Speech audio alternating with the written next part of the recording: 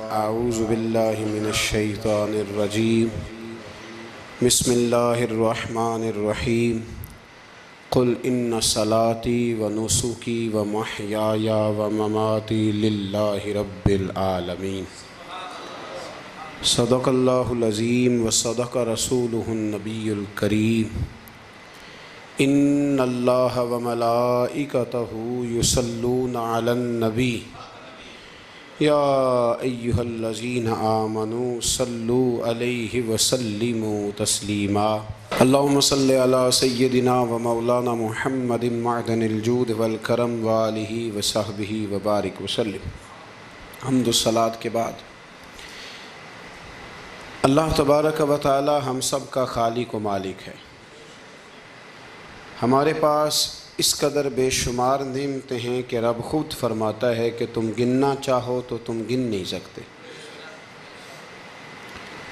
اور زیادہ تر نعمتیں وہ ہیں جو اللہ نے ہمیں بغیر مانگے عطا فرمائی ہیں، بغیر ہماری خواہش کے، بغیر ہماری طلب کے، بغیر ہماری دعا کے رب کریم نے اپنے فضل سے عطا فرما دی۔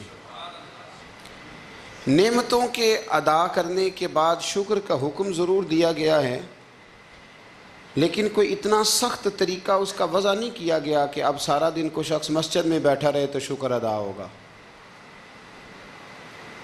اب اس کو یہ نہیں کہا گیا کہ تمہیں آنکھیں دی ہیں تو 2000 نفل پڑھو ایک آنکھ کے لیے، نہ یہ فرمایا گیا ہے کہ تمہیں اب زبان دی ہے تو تم اس طرح کرو، پہلے اس کے لیے 20,000 نوافل ادا کرو، 100 قرآن مجید ختم کرو۔ ایسی کوئی بات نہیں ہے، بلکہ اللہ تبارک و تعالیٰ نے شکر کا حکم دیا، اور جو چیز زیادہ اہم ہے، جو زیادہ توجہ طلب ہے، جو چیز زیادہ سمجھنے والی ہے، وہ یہ ہے کہ مالک نے سارا کچھ دے کے جو مطالبہ کیا ہے وہ یہ ہے کہ تم نے اب جو نیک عمل کرنا ہے وہ خالص میری رضا کے لیے کرنا ہے۔ قل ان صلاتی و نسکی و محیای و مماتی للہ رب العالمین۔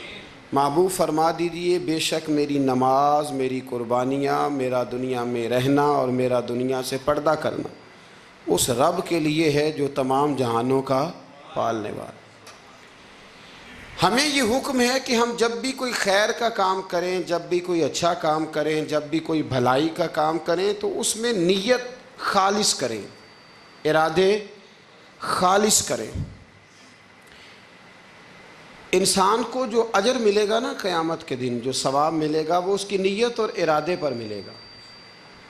امام جلال الدین سیوطی رحمۃ اللہ علیہ سے کسی شخص نے کہا تھا، جی ایک حدیث میں نے پڑھا ایک نیکی کا 10 گنا اجر ہے، ایک میں پڑھا 70 گنا، ایک میں 700 گنا ہے، تو اجر ہے کتنا؟ تو آپ فرمانے لگے جتنی نیت اچھی اتنا اجر بھی زیادہ۔ یہ تو ڈیپینڈ کرتا ہے تیرے اوپر۔ کام لوگ کراتے ہیں نا، ہماری مسجد میں کام شروع ہے، کام لوگ کراتے ہیں، تب کچھ لوگ ایسے ہوتے ہیں کوئی بھی کام کرنے والا وہ کام کا تب اس سے جان چھوٹے کسی طریقے سے، اور کچھ کام کرتے ہیں تو مزہ آ جاتا ہے۔ ان کی صفائی، ان کی دلچسپی، ان کا ذوق، ان کا شوق، ان کی توجہ بتلاتی ہے کہ یہ شخص واقعی کام کرنا چاہ رہا ہے اور اس کی دلچسپی ہے۔ نیکی جب آپ ذوق سے کرتے ہیں، شوق سے کرتے ہیں، دلچسپی کے ساتھ کریں۔ یہاں تو بہت سارے لوگ دین کا نام لے کے اپنا قد اونچا کرتے ہیں، صدقات و زکوٰۃ کا نام لے کے لوگ اپنے آپ کو سخی مشہور کرتے ہیں۔ یہاں تو لوگ نماز پڑھ کے معاشرے کے اندر اپنا وقار بڑھانا چاہتے ہیں، اللہ ماشاء اللہ کہ میں نمازی ہوں۔ یہاں تو لوگ کوئی خیر کا کام کر کے دیکھیں نا، اب کیا ہو رہا ہے حج عمرے کے موقع پر جو کام سب سے زیادہ ہوتا ہے وہ تصویریں کھینچنے کا ہے، سب سے زیادہ۔ اب میں چل پڑا ہوں، اب میں پہنچ گیا ہوں، اب میں جہاز میں بیٹھ گیا ہوں، اب نفل پڑھ لیے ہیں، احرام باندھ لیا ہے، طواف ہو گیا ہے۔ یوں لگتا ہے بندہ نہیں طواف کر رہا، موبائل طواف کر رہا ہے۔ یہ سب سے زیادہ لوگ ملنے آتے ہیں، پیار کرتے ہیں، دور دراز سے حضرات کئی دفعہ محبت کے ساتھ تشریف لے آتے ہیں، تو مجھے پتہ ہوتا ہے کہ اب جو کام سب سے ضروری ہے وہ تصویر کھینچنے کا ہے، وہ کرنا ہی ہے اور وہ کرنا ہی پڑے گا۔ اس کی مکمل تیاری ہوتی ہے، وہ پروگرام بنا کے آئے ہوتے ہیں۔ میرے بھائیوں یہ یاد رکھیں کہ کوئی بھی کام جب تک اس میں اللہ تعالیٰ کی رضا شامل نہیں ہوتی، دیکھیں نا، اللہ دلوں کے حال جاننے والا ہے۔ اگر کوئی شخص کسی قسم کی بددیانتی کرتا ہے، خیانت کرتا ہے، ظلم کرتا ہے، وہ لوگوں سے چھپ کے بھی کرے تو رب کریم کی سزا سے بچ سکتا؟ وہ چھپ کے کرے کیا کر لے گا؟ نبی کریم صلی اللہ علیہ وسلم نے فرمایا رب جب کسی کو رسوا کرنا چاہتا ہے تو 7 پردوں کے پیچھے چھپے بھی کر دیتا ہے، اور جب اللہ کسی کو عزت دینا چاہتا ہے تو پھر کوئی اس سے چھین سکتا؟ یہ میرے مالک کا نظام ہے، اس میں آپ کسی قسم کی کوئی جو ہے وہ مداخلت کرنے کے مجاز نہیں ہے۔ اپنی ارادوں کو، اپنی نیتوں کو، اپنے شوق اور ذوق کو خالص رکھیں اللہ کی رضا کے لیے، اس میں شائبہ نہ ہو، شک نہ ہو کسی قسم کا، غیر کی آمیزش نہ ہو۔ نماز پڑھیں تو اللہ کی رضا کے لیے، صدقات و خیرات کریں تو اللہ کی رضا کے لیے۔ کسی کام میں آپ مداخلت کرتے ہیں، بھائیوں کی لڑائی ہو گئی ہے، دوستوں کا جھگڑا ہو گیا ہے، رشتہ داروں میں کسی جگہ کوئی ایسی ضرورت پڑ گئی ہے جہاں آپ کے مداخلت کرنے سے حالات بہتر ہو سکتے ہیں تو مداخلت ضرور کریں، چودھری بننے کے لیے نہیں، پنچایت کا سرپنچ بننے کے لیے نہیں، اس نیت سے کہ میرے نبی پاک علیہ السلام نے فرمایا جس نے 2 لوگوں کی صلح کرا دی رب 2 حج اور 2 عمرے کا ثواب عطا فرمائے گا۔ اس ارادے سے، اس نیت سے، اس ذوق سے، اس شوق سے، اس توجہ کے ساتھ آپ آگے بڑھیں گے کہ ہم نے اللہ کی رضا کے لیے کرنا ہے۔ ہمارے آج کل کے جتنے امور ہیں ان امور کے اندر دنیا داری غلبہ کرتی چلی جا رہی، ہر کام میں دنیا داری کی آمیزش ہو جاتی ہے، نہ چاہتے ہوئے بھی، نہ ارادہ کرتے ہوئے بھی، بہت ساری جگہوں پہ، اور دنیا داری اتنی غالب ہو گئی ہے کہ دنیا ہی دنیا نظر آنے لگ گئی ہے، دنیا ہی دنیا، یعنی کوئی چیز کیمرے کی آنکھ سے چھپ نہیں پا رہی، کوئی بات ایسی نہیں جس پر لوگوں کی نظریں نہ ہوں، کوشش کریں۔ اور عجیب بات یہ ہے کہ دنیا داری ہو، دولت ہو تو اس کو چھپا کے رکھا جاتا ہے، اور دین کی کوئی بات ہو اس کو نشر کرنا ضروری سمجھا جاتا ہے تاکہ لوگوں کو میرے تقوی اور میری پرہیزگاری کی خبر جلدی جلدی مل جائے۔ میرے نبی کریم علیہ الصلاۃ والسلام نے خالص اللہ کی رضا کے لیے ہر کام کرنے کا حکم دیا۔ سیدہ عائشہ صدیقہ رضی اللہ تعالیٰ عنہ راوی ہیں، الترغیب و ترہیب میں حدیث ہے، پیارے حبیب کریم سید عالم صلی اللہ تعالیٰ علیہ وسلم نے ارشاد فرمایا کہ حضور ایک دن مجمع، صحابہ کے مجمع میں حضور نے پوچھا بتاؤ اسلام کی سب سے مضبوط بنیاد کیا ہے؟ ایک صحابی نے کہا یا رسول اللہ نماز پڑھنا۔ 5 وقت لوگ جمع ہوتے ہیں، ایک دوسرے کا حال احوال پوچھتے ہیں، معاملات ہوتے ہیں، یا رسول اللہ صلی اللہ تعالیٰ علیہ وسلم مضبوط بنیاد ہے اسلام کی نماز پڑھنا، 5 وقت جمع ہونا۔ حضور نے فرمایا بات تمہاری ٹھیک ہے پر تم میری مراد کو نہیں پہنچے۔ عرض کی حضور حج کرنا،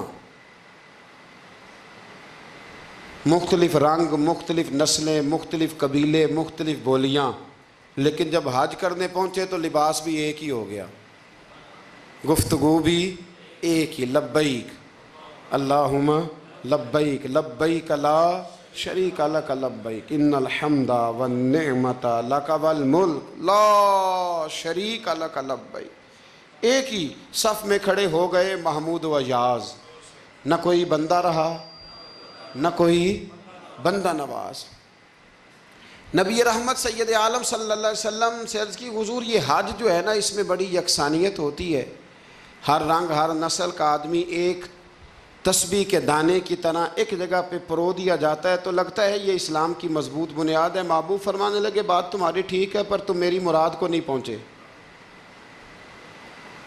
عرض کی حضور پھر زکوٰۃ، صدقات، خیرات اسلام کی مضبوط بنیاد ہے۔ کیوں؟ وہ اس لیے کہ غریب امیر کو دیتا ہے، امیر غریب کو دیتا ہے، اور غریب امیر سے لیتا ہے تو ایک رشتہ بنتا ہے، ایک تعلق بنتا ہے۔ محسن کا اور احسان مند کا بڑا گہرا رشتہ ہوتا ہے، بڑا، ایک دوسرے سے پیار کرتے ہیں، ایک دوسرے کو چاہتے ہیں، ایک دوسرے کے لیے اچھے جملے بولتے ہیں، ایک دوسرے کے لیے ہمیشہ ان کے جذبات ٹھنڈے میٹھے اور اچھے ہوتے ہیں، تو لگتا ہے یہ اسلام کی مضبوط بنیاد ہے۔ حضور فرمانے لگے بات تمہاری ٹھیک ہے پر تم میری مراد کو نہیں پہنچے. تو پھر صحابہ عرض کرنے لگے حضور ہماری رعایت فرما دیں, پھر ایک رحمت کی نظر کر دیں, آپ ہی بتا دیں اسلام کی مضبوط بنیاد کیا ہے. تو محبوب فرمانے لگے اسلام کی مضبوط بنیاد ہے اللہ کی رضا کے لیے کسی سے محبت کرنا. کس کی رضا کے لیے؟ خالص اللہ کی رضا کے. اور اللہ کی رضا کے لیے کسی سے بغض رکھنا, عداوت رکھنا اللہ کی رضا کے لیے. محبت بھی اللہ کے لیے, عداوت بھی. ذاتی دشمنی کوئی نہیں, ذاتی اختلافات کوئی نہیں, ذاتی رنجشیں کوئی نہیں, ذاتی لڑائیاں کوئی نہیں, ذاتی جھگڑا کوئی نہیں, خالص اللہ کی. ہمارے ہاں لڑائیاں ذاتی لڑی جاتی ہیں, اس نے مجھے شادی پہ دعوت نہیں دی, اس نے مجھے پروٹوکول نہیں دیا, یہ کہاں پہنچ گیا میں کہاں رہ گیا. ذاتی لڑائیاں لڑی جاتی ہیں, دینی نہیں, مذہبی نہیں, اخلاقی نہیں. دیکھیں آپ, چاہیے تو یہ تھا نا کہ شادی کے موقع پر یہ لڑائی نہ ہوتی کہ اس نے مجھے پوچھا کیوں نہیں. لڑائی یہ ہوتی کہ یار تو غیر شرعی کام کوئی نہ کرنا, اللہ رسول کی ناراضگی والا کام کوئی نہ کرنا. اگر تو نے کیا تو میں نے کوئی نہیں آنا, اگر تو یہ حرکت کرے گا تو پھر میرا تیرا معاملہ درست نہ رہ سکے گا. یہ لڑائی ہونا چاہیے تھی, نہ کہ یہ لڑائی ہوتی کہ مجھے بلایا کیوں نہیں, پروٹوکول کیوں نہیں دیا, اعزاز کیوں نہیں دیا. تو حضور نے فرمایا اسلام کی مضبوط گرہ, اسلام کی مضبوط بنیاد ہے اللہ کی رضا کے لیے محبت کرنا اور اللہ کی رضا کے لیے کسی سے عداوت رکھنا. حضرت موسیٰ کلیم اللہ علیہ نبینا علیہ الصلوۃ والسلام پر اللہ کریم نے وحی فرمائی کہ اے موسیٰ, اے میرے کلیم, میرے لیے بھی کوئی کام کیا ہے؟ عرض کی اللہ میں نے نمازیں پڑھی, روزے رکھے, تبلیغ کی. فرمایا وہ تو آپ کی ذمہ داریاں تھیں, وہ تو آپ نے اپنے لیے کیا, میرے لیے بھی کچھ کیا ہے؟ رب کریم نے پوچھا موسیٰ میرے لیے بھی کچھ کیا ہے؟ عرض کی اللہ یہ سارا کچھ. فرمایا مالک تیرے لیے کیا. کہا یہ تو آپ نے اپنے لیے کیا, آپ کی ذمہ داریوں میں شامل تھا. مالک تیرے لیے کیا ہے؟ فرمایا کسی بندے سے محبت کی ہے کہ یہ اللہ کا بندہ ہے, کسی بندے سے محبت کی ہے کہ یہ اللہ کا بندہ ہے, یا کسی کے ساتھ تمہاری صرف اس لیے ناراضگی ہو کہ یہ اللہ کا نافرمان ہے, اللہ رسول کا دشمن ہے, معاذ اللہ بے ادب ہے. میرے بھائی سمجھ لیں اچھی طرح اور اپنے دل کے کونے میں یہ بات بٹھا لیں کہ زندگی میں جو کام کریں وہ اللہ کی رضا کے لیے. چھوٹا سا بھی خیر کا کام. میرے رسول کریم علیہ السلام کا جو سب سے پہلا فرمان ہے نا بخاری میں, وہ یہ ہے کہ انما الاعمال بالنیات.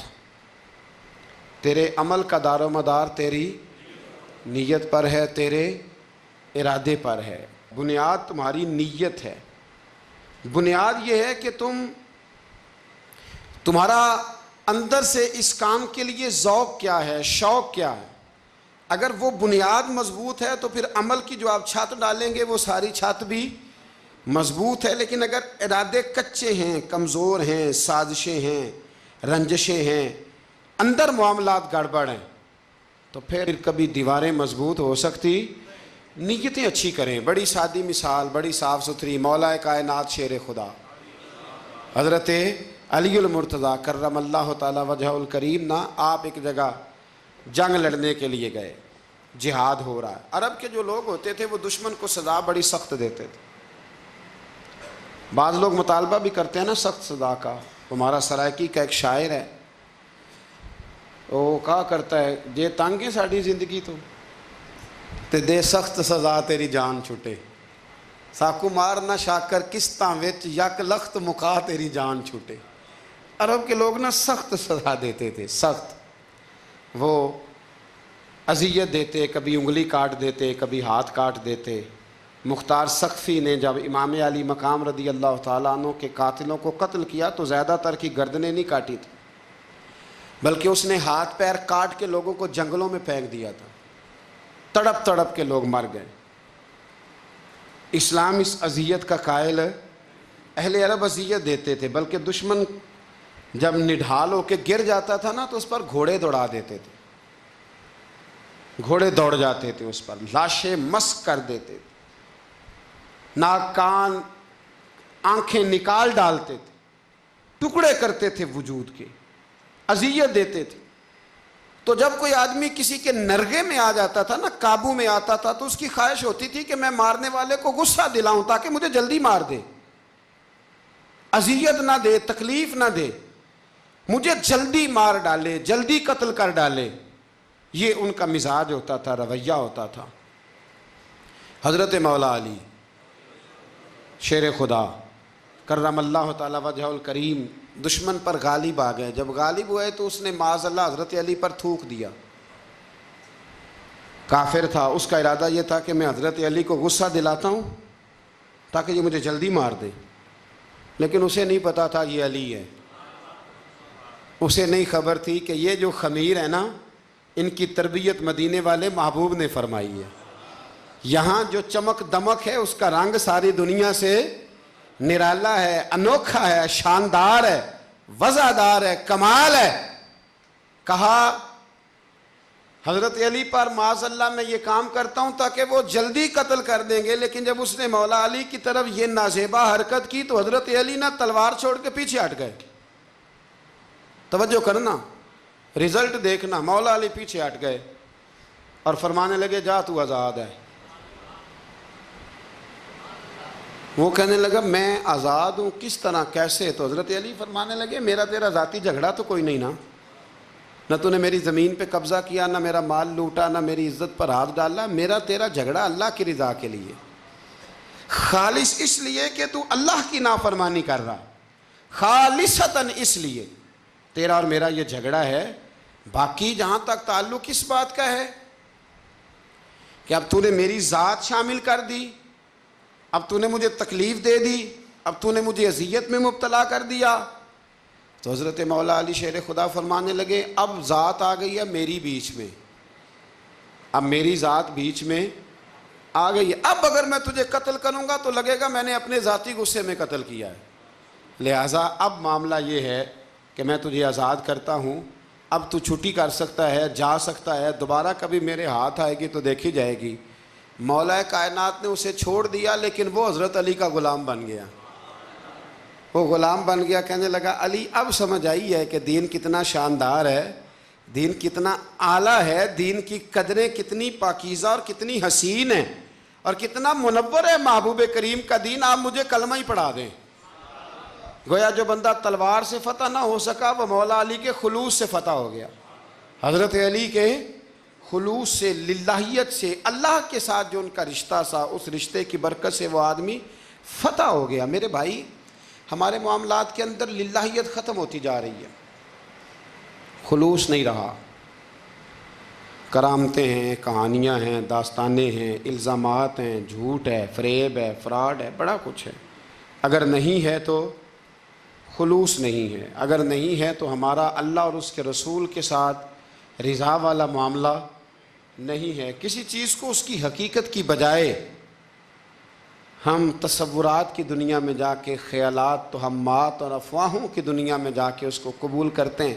یاد رکھو، جن لوگوں کی زندگیاں اللہ کی رضا کے لیے تھیں وہ لوگ بڑے اچھے تھے، بڑے خوش بخت تھے، بڑے خوش نصیب تھے۔ انہیں بدر کے میدان میں گردنیں کٹانے میں بھی بڑا ہی مزہ آیا تھا۔ انہیں آپ دیکھیں نا، احد کے میدان میں جانے دینے میں بھی انہیں بڑا مزہ آیا۔ جب آدمی میں خلوص ہوتا ہے تو اس کے لیے جان قربان کرنا بھی آسان ہو جاتا ہے، لیکن جب خلوص نہیں ہوتا پھر گفتگو ہوتی ہے، پھر باتیں ہوتی ہیں، پھر داستانیں ہوتی ہیں، پھر کہانیاں ہوتی ہیں، پھر لب و لہجہ ہوتا ہے، پھر منصوبہ سازی ہوتی ہے، پھر ہیلے بہانے، پھر سغرے کبرے جوڑ کے لوگ کہانیاں اور داستانیں بناتے ہیں۔ خلوص اور للہیت کے ساتھ اللہ کی بارگاہ میں جھکیں، عبادتوں کا، ریاضتوں کا، تلاوتوں کا جتنا اللہ ہمیں موقع دیتا ہے اس میں خلوص شامل کرنے کی کوشش کریں، للہیت شامل کرنے کی کوشش کریں، اللہ کی رضا شامل کرنے کی کوشش کریں۔ میرے نبی رحمت صلی اللہ تعالیٰ علیہ وسلم نا حضرت معاذ ابن جبل کو جب یمن کے لیے روانہ کرنے لگے تو رسول پاک علیہ السلام نے بڑی نصیحتیں فرمائیں۔ ان نصیحتوں میں درد بڑا تھا۔ کیوں؟ اس لیے کہ حضور نے انہیں بتلایا تھا کہ جب تم واپس آؤ گے تو میری تمہاری ملاقات نہیں ہوگی، تم میری قبر سے گزرو گے۔ اکھاں جدوں میٹیاں زمانہ مینوں روے گا۔ ਆਪਣਾ ਤੇ ਆਪਣਾ ਬੇਗਾਨਾ ਮੈਨੂੰ ਰੋਵੇਗਾ। ਜਦੋਂ ਨਾ ਮੈਂ ਦਿਸਿਆ ਮੈਂ ਖਾਰਾਂ ਨੂੰ ਮੈਖਾਨੇ ਵਿੱਚ, ਜਾਮ ਟੁੱਟ ਜਾਣਗੇ ਤੇ ਮੈਖਾਨਾ ਮੈਨੂੰ ਰੋਵੇਗਾ। ਕਈ ਲੁੱਕ ਲੁੱਕ ਰੋਣਗੇ ਤੇ ਕਈ ਬੁੱਕ ਬੁੱਕ ਰੋਣਗੇ। گلیاں دا اجانا تے سیانا مینوں رووےگا۔ اور کیا خوبصورت بات انہوں نے کہی تھی، مجھے بڑی پسند ہے۔ کہنے لگے بے قدراں کچھ قدر نہ جاتی، او کیتی خوب تسلی ہو، اے دنیا دار پجاری زر دے کتیاں دے گل ٹلی ہو، بک بک روسن اکھیاں تکیو ویک حویلی کلی ہو، تے کوچ نصیر اساں جدوں کیتی پھر پہ جانی تھر تھلی ہو۔ کوچ نصیر اساں جدوں کیتی پھر پہ جانی پھر کمال ہو جائے گی۔ بعد مرن دے مکھڑا میرا ہو جاوے جے تازہ، پھر سمجھ لینا محبوب میرے نے آن پڑے ہے جنازہ۔ حضرت معاذ ابن جبل رضی اللہ تعالیٰ عنہ سے حضور نے فرمایا، معاذ جب تم واپس گزرو گے نا تو میری قبر کے پاس سے گزرو گے، ملاقات نہیں ہوگی۔ تو وہ جو نصیحتیں تھی نا اس موقع پر، جب آپ گویا کسی سے آخری ملاقات کر رہے ہوتے، ان نصیحتوں کے اندر جو حسن ہوتا ہے، کمال ہوتا ہے، وہ تو جاتے جاتے کی بات، لے سجنا اساں توڑ نہیں پائی تو جان ہی دتی راہ تیرے، وہ جو جاتے جاتے کی گفتگو ہوتی ہے، وہ جو انداز ہوتا ہے، بڑا کمال ہوتا ہے۔ اور اس کی گہرائی اور گہرائی کو وہ سمجھ سکتا ہے جس کو وہ لمحے میسر آتے، جو اس وقت اس مقام پہ کھڑا ہوتا ہے۔ حضرت معاذ ابن جبل رضی اللہ تعالیٰ عنہ تڑپ کے روئے، کہا حضور کیا فرما رہے ہیں؟ حضور کوئی خاص نصیحت تو نبی پاک نے بڑا کچھ فرمایا۔ ایک جملہ حضور نے یہ کہا، معاذ عمل جتنا بھی کرنا خلوص کے ساتھ کرنا۔ اور محبوب نے فرمایا تیرا خلوص کے ساتھ کیا ہوا تھوڑا عمل بھی رب کی بارگاہ میں زیادہ بنا کے تیرے لیے ذریعہ نجات بن جائے گا۔ جتنا بھی کرنا خلوص کے ساتھ کرنا، بولیے خلوص کے ساتھ کرنا، للہیت کے ساتھ کرنا، اس کے اندر کوئی کمزوری نہ آنے پائے، للہیت کے ساتھ، خلوص کے ساتھ، رواداری کے ساتھ، پیار کے ساتھ کرنا۔ میرے بھائیوں، یہ سمجھنے کا مقام ہوتا ہے کہ جب ہم اللہ اور اس کے رسول صلی اللہ علیہ وسلم کی رضا کے لیے کوئی عمل کرتے ہیں تو اس کا بھی ہمارے دل کو پتہ ہوتا ہے، اور جب اندر ریاکاریاں ہوتی ہیں تو ہمارے دل کو اس کا بھی پتہ ہوتا ہے۔ ہمیں دونوں باتوں کی خبر اب ہمیں خود سوچنا ہے، ہمیں خود فکر کرنی ہے، غور کرنا ہے کہ ہمارا انداز۔ ایک بزرگ تھے امام غزالی نے لکھا ہے، انہوں نے 7 سال پورے پانچوں نمازیں جماعت کے ساتھ پڑھی اور پہلی صف میں تکبیر اولیٰ کے ساتھ پڑھی۔ 7 دن نہیں پوری پڑھی جاتی پانچوں نمازیں پہلی صف میں پہلی تکبیر کے ساتھ۔ 7 پہلی صف میں تکبیر اولیٰ کہتا ہے، امام نے اللہ اکبر کہا پہلی تکبیر میں تو ہم نے بھی ساتھ ہی اللہ۔ پہلی صف میں 7 سال تک پانچوں نمازیں تکبیر اولیٰ سے، بہت بڑا کارنامہ ہے، بہت بڑی بات ہے۔ مطلب بندہ یہاں سے اٹھ کے آتے، وضو کرتے، کوئی معاملہ آ گیا، کوئی مطلب اس کو حاجت ہو گئی استنجا وضو کی، تو وہ ٹائم نکل جاتا ہے، کئی دفعہ ایسے ہوتا ہے۔ 7 سال پورے نماز پڑھی تو کہتے ہیں 7 سال کے بعد نا ایک دن 8واں سال لگا ہوا تھا، تو بزرگ فرماتے ہیں میں ذرا لیٹ ہو گیا، تکبیر اولیٰ تو مل گئی پر پہلی صف نہ ملی، تیسری صف میں جگہ ملی۔ بزرگوں کے تقوی دیکھیے گا، فرماتے ہیں تیسری صف میں میں نے نماز پڑھی تو میرے دل کے اندر خیال آیا، یار لوگ کیا سوچیں گے کہ اتنا اچھا اس کا ریکارڈ تھا، پہلی صف میں یہ نماز پڑھتا تھا تو آج تیسری صف میں لوگ کیا سوچیں گے۔ فرماتے ہیں جب یہ لفظ زبان پہ آیا تو میرا ضمیر بول پڑا، جب یہ سوچ دل میں آئی تو میرا اندر تڑپ اٹھا، چھم چھم میرے آنسو نکلنے لگے، میں رویا۔ اور فرماتے ہیں لوگ چلے گئے اور میں نفل پڑھتا روتا رہا۔ میں نے کہا اللہ مجھے یوں لگتا ہے وہ 7 سال تک پہلی صف میں جو نمازیں پڑھتا رہا وہ تو لوگوں کو دکھانے کے لیے پڑھتا رہا۔ فرماتے ہیں میں نے 7 سال کی نمازیں قضا پڑھی، قضا نمازیں پڑھی، اس لیے کہ مجھے سمجھ آئی کہ وہ نماز اللہ کی رضا کے لیے نہیں تھی، وہ تو بندوں کو ریکارڈ بنانے کے لیے تھی۔ تو میں نے وہ 7 سال کی نمازیں قضا پڑھی، اور فرماتے ہیں اب دوبارہ سے جب میں جاتا ہوں تو پھر میں اپنے دل پہ غور کرتا ہوں کہ پہلی صف تکبیر اولا پر یہ بتا نیت کیا ہے، یہ بتا کہ تیرا ارادہ کیا ہے۔ شیخ سعدی فرمایا کرتے تھے تیرے وجود کا قبلہ تو سیدھا ہے، دل کے قبلے کی بھی بات بتا۔ تیرے وجود کا قبلہ درست ہے پر دل کے قبلے کی بھی، ہاں خودی کا سر نہاں لا الہ الا اللہ، خودی کا تیگ فساں لا الہ، یہ دور اپنے ابراہیم کی تلاش میں ہے۔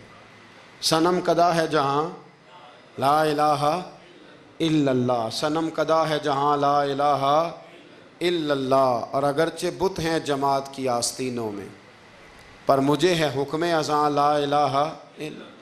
تو یہ جو ہمارا مزاج ہے نا لوگوں کو دکھانے کا، بتانے کا، سنانے کا، شیخ ابو العباس مرسی فرماتے کہ مجھے کئی دفعہ محبوب کریم علیہ السلام کا دیدار نصیب ہوا، میرا اور حضور کا معاملہ تھا، پھر میں نے لوگوں کو بتانا شروع کر دیا۔ فرماتے ہیں پھر انہوں نے آنا چھوڑ دیا، اس لیے کہ کچھ باتیں ایسی ہوتی ہیں جو بتانے کی نہیں ہوتی، لیکن کچھ بندوں کو بشارتیں ہوتی بڑی ہیں، وہ ان بیچاروں کو بد ہضمی ہو جاتی، وہ بتائیں نا جب تک 20 لوگوں کو، تب تک ان کی وہ بد ہضمی ختم۔ حالانکہ ہر چیز بتانے کی، دکھانے کی، سنانے کی، ہر چیز کی وضاحت دینے کی نہیں ہوتی، ہر چیز ایسی نہیں ہوتی۔ حضرت ابو ہریرہ جیسے لوگ فرمایا کرتے تھے علم کی 2 تھیلیاں، ایک کھولی ہے، دوسری کھولو تو مجھے قتل کر دو۔ ہر چیز کو بتانے سمجھانے کی ہوتی ہے۔ تو خلوص دیکھیں کتنا ہے اس میں، للہیت کتنی ہے، اللہ کی رضا کتنی۔ الحمدللہ تعالی اس مہینے سے جو جولائی کا ہے، میرے خیال ہے 4-5 جولائی سے حج کی فلائٹ شروع ہو جائیں گی انشاءاللہ تعالی۔ خوش نہیں ہوئے آپ سن کے؟ جو جا رہے ہیں رب ان کا قبول فرمائے، اور جو رہ گئے اللہ انہیں موقع عطا فرمائے۔ ای سعادت بزور بازو نیست تا نہ بخشندہ خدائے بخشن، یہ سعادتیں بازو کی قوت سے نہیں ملتی، تبھی ملتی ہیں جب اللہ عطا کرتا ہے، جب رب اپنے فضل سے عطا کرتا ہے پھر یہ سعادتیں ملتی ہیں۔ لوگ حج کے لیے جا رہے ہیں، اور آپ کو پتہ ہے حج بھی آج کل ساتھ ساتھ حج ہوتا ہے، ساتھ ساتھ سیلفی ہوتی ہے، آخر تک چلتا ہے۔ ایک بزرگ تھے حضرت ابو مرتعش ان کا نام تھا، وہ فرماتے ہیں میرا 4تھا-5واں حج تھا، نفلی حج کرنے کے لیے میں جا رہا تھا، تیاری میری مکمل ہو گئی تھی، 2-4 دنوں میں میری روانگی تھی، ارادہ میرا مضبوط تھا، معاملات سارے طے ہو گئے تھے، بس میں جانے کے قریب تھا۔ فرماتے ہیں کہ میں ایک دن گھر میں بیٹھا تھا، کریں اماں جی نے نا کہا بیٹا ذرا پتر ذرا پانی کا پیالہ دینا۔ تو فرماتے میرے دل میں خیال آیا کہ ایک تو میں عالم ہوں، صوفی ہوں، درویش ہوں، مولوی ہوں، اور دوسرا یہ کہ میری کل پرسوں تیاری بھی ہے، تو پانی تو چھوٹا بھائی بھی دے سکتا ہے، یہ کام کو بچہ بھی کر لے گا۔ میں نے چھوٹے کو اشارہ کیا ذرا پانی دینا، وہ گیا اور مٹکے سے پانی بھر کے اماں کو دے دیا۔ کہتے ہیں جب اس نے اماں کو پانی دیا نا تو میرے اندر پھر مد و جزر شروع ہوا، پھر میری ضمیر کی آوازیں اٹھنے لگیں، پھر اندر سے بلندی ہونے لگی، پھر آوازیں آئیں، اور پھر میں نے اعلان کیا، میں نے کہا اوہو یہ کیا ہوا، سینکڑوں اور ہزاروں میل حج کرنے کے لیے جانا میرے لیے آسان ہے، اور یہ 2 قدم اماں کو پانی دینا میرے لیے مشکل ہے، یہ کیا بات ہوئی؟ حالانکہ حج کرنے سے بھی اللہ نے راضی ہونا تھا، اور اماں کو پانی پلانے سے بھی اللہ نے راضی ہونا تھا، پر یہ میں کس جگہ کھڑا ہو گیا ہوں کہ سینکڑوں میل اور ہزاروں میل جا کے حج کرنا میرے لیے آسان ہے، لیکن پانی بھر کے لانا میرے لیے مشکل ہے۔ چند قدموں کے فاصلے پہ مٹکا پانی کا پڑا ہے۔ فرماتے ہیں بس اسی وقت پھر مجھے سمجھ آئی کہ وہ حج میں لوگوں نے ذرا حاجی حاجی کہنا ہے نا، حج میں لگا شور اٹھے گا نا کہ چھٹا حج کر کے آیا ہے، حج میں ذرا آوازیں اٹھیں گی نا ماشاءاللہ کیا بات ہے، پھول ڈلیں گے اور پتیاں گریں گی اور نام ہوگا، لیکن اماں کو پانی دینے سے کسی نے اعلان تو نہیں نہ کرنا، شاباش تو نہیں نہ دینی، کسی بندے نے آواز تو نہیں نہ اٹھانی۔ فرمایا میں اسی وقت اسی لمحے اٹھ کے ماں کے قدموں میں بیٹھا اور پیر پکڑ کے کہا اماں مجھے معاف کر دے۔ اماں کہنے لگی بیٹے کیا ہوا؟ میں نے کہا اماں مجھے سمجھ آ گئی، آج میرا نفلی ہے، میں اس سال نہیں جاؤں گا، اگلے سال جاؤں گا، اب یہ پورا سال میں تیری نوکری کروں گا، میں تیری خدمت کروں گا، تیرے پیر دباؤں گا، تیرے لیے کھانا لاؤں گا، میں تیری ڈیوٹی کروں گا، اس لیے کہ مجھے سمجھ آئی ہے کہ نیکی کا تصور اصل میں ہے کیا۔ ہم بالعموم وہ نیکی کرنے جا رہے ہوتے ہیں جو نیکی بھی ہوتی ہے اور دنیا میں اس کا نام بھی ہوتا ہے، تذکرہ بھی ہوتا ہے، اس کی وجہ سے ہمارا قد بھی اونچا ہو رہا ہوتا ہے۔ حالانکہ نیکی کا تصور تو بڑا چھوٹا سا ہے، کل معروف صدقہ، مسکرا کے ملنا بھی نیکی، رزق حلال کما کے بچوں کو کھلانا بھی نیکی، گلی سے پتھر اور کانٹا اٹھا دینا بھی نیکی۔ پر ہمیں تو کوئی لمبی چوڑی نیکی چاہیے، کوئی بڑی نیکی چاہیے۔ اس لیے بہت سارے ایسے لوگ ہیں جو نیکیاں ان کی پہنچ میں ہوتی ہیں وہ نہیں کرتے۔ وہ محرم کے ایام میں نا ایک جگہ پہ حاضری کا موقع ملا، تو وہاں ایک صاحب کہہ رہے تھے ہم مریں گے، لڑیں گے، جانیں دیں گے، قربانی دیں گے، ہم امام علی مقام کی سنت ادا کریں گے، سارا کچھ کریں گے۔ تو بعد میں وہ میرے پاس بیٹھے تو میں نے انہیں کہا کہ جب جنگ کا موقع آئے گا تو انشاءاللہ لڑیں گے، جانے بھی دیں گے، پر ابھی آپ یہ کام کریں کہ امام حسین ایک رات میں پورا قرآن پاک پڑھا کرتے تھے، یہ والی سنت امام حسین کی شروع کریں، یہ والی سنت ابھی آپ سٹارٹ، جب وہ موقع آئے گا تو انشاءاللہ وہ کام بھی کریں گے۔ تو یہ والی سنت آپ سٹارٹ کریں امام صاحب کی۔ امام صاحب 100 نفل پڑھا کرتے تھے فرض نماز کے علاوہ روزانہ، 100 رکعت نماز نفل، تو آپ یہ والی سنت امام حسین کی شروع کریں نا، تو جب کربلا سجانے کی باری آئے گی تو پھر کربلا بھی سجا لیں گے۔ لیکن ہم نے یہ والے کام نہیں کرنے، نمازیں 5 پوری نہیں پڑھنی، ہم نے تو صرف کربلا والی سنت ادا کرنی، نعرے لگانے ہیں، وہاں تک پہنچنا ہے۔ میرے عزیز یاد رکھیں، اللہ کی رضا ہر جگہ پیش نظر ہو۔ میرے رسول کریم صلی اللہ تعالی علیہ وسلم کی عالی مرتبت خدمت میں ایک جنگ کے موقع پر صحابہ نے عرض کیا تھا کہ یا رسول اللہ صلی اللہ تعالی علیہ وسلم فلاں آدمی بڑی ہمت سے لڑ رہا ہے، جہاد کر رہا ہے، بڑی بات ہے۔ تو حضور نے فرمایا یہ جہنمی ہے، جہاد کر رہا تھا، توجہ ہے میری بات پر؟ حضور نے فرمایا یہ جہنمی ہے، یہ دوزخی ہے، یہ بندہ جنتی نہیں۔